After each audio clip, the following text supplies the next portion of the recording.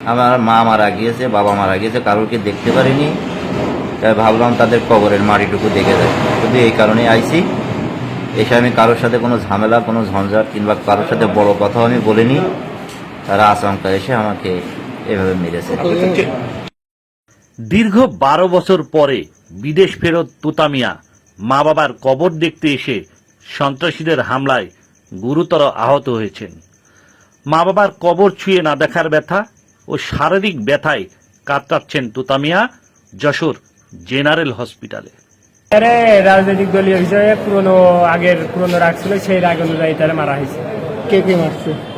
এই যে মহল্লার কিছু পোলাপান। নাম কি? তাই একটার নাম ছিল মুক্তাদি, একটার নাম হাকিম, একটার নাম তুতা। আমার চাচা আওয়ামী লীগ করে, তারা বিএনপি করে। আওয়ামী লীগ কথা দিন। আপনার চাচা কতদিন আসছে? আমার চাচা বাসায় আসছে খুব জোর হলে 10 দিন।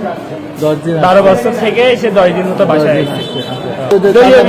দলীয় বিষয় নিয়ে, তাছাড়া তো তার ভিতরে এরকম হুমকি সে 10 দিনই তার কে মনে করেন বহুতবার হুমকি দেওয়া হয়েছে যে তুই মোড়ে আসিস নে বা মুখ যাওয়ায় যাস নে, তোর বলো এ করা হবে, তা করা হবে। যশোর চৌগাছা উপজেলার চৌগাছা ইউনিয়নের মৃত আমরুলের ছেলে মালয়েশিয়া প্রবাসী তোতা মিয়া 12 বছর পরে মৃত মা বাবার কবর জিয়ারতের জন্য দেশে এসে কবর জিয়ারতে যাওয়ার সময় উক্ত ইউনিয়নের ঢেকিপুতা মোড়ে পৌঁছাইলে পূর্ব শত্রুতার জেরে একই গ্রামের হাকিম, মুক্তাদির ও তোতা তাকে পিটিয়ে পা ভেঙে দেয় এবং দেহের বিভিন্ন স্থানে কুপিয়ে জখম করে। তোতা মিয়ার স্বজনেরা তাকে উদ্ধার করে যশোর জেনারেল হসপিটালে নিয়ে যায়। জরুরি বিভাগের চিকিৎসক জানান তোতা মিয়ার অবস্থা আশঙ্কাজনক। এটা বিএনপির লোক, এতটুকুই।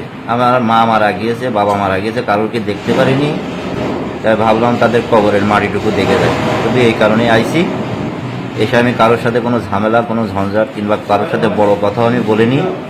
তারা আচমকা এসে আমাকে এভাবে মেরেছে। মেরে দিয়ে তারা নাকি দৌড় মেরেছে, জাস্ট এতটুকু।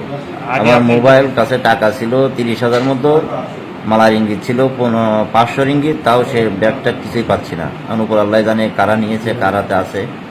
দলীয় গ্যামজাম বলতে হালকা কিছু ছিল, হয়তো কথা কাটাকাটি, এমন, তাছাড়া কিছু না। কিন্তু দীর্ঘ 12 বছর বিদেশ থাকার পরেও যদি তারা সেটা মনে করে রাখে, তাহলে তো স্যার আর কিছু করার নাই। কারা তারা? এটা আসলেই ঢেকুতার একজন আছে, ওর নাম হচ্ছে বাবলু, ওর বাপের নাম হচ্ছে বাদল। তাদের সাথে একটু হয়তো কথা কাটাকাটি হয়েছিল, জাস্ট এতটুকু, তাছাড়া কোনো কিছুই না। একটা লোকে হুমকি দিয়েছিল, সেই থেকে আমি বাড়ির থেকেও বেরোইনি।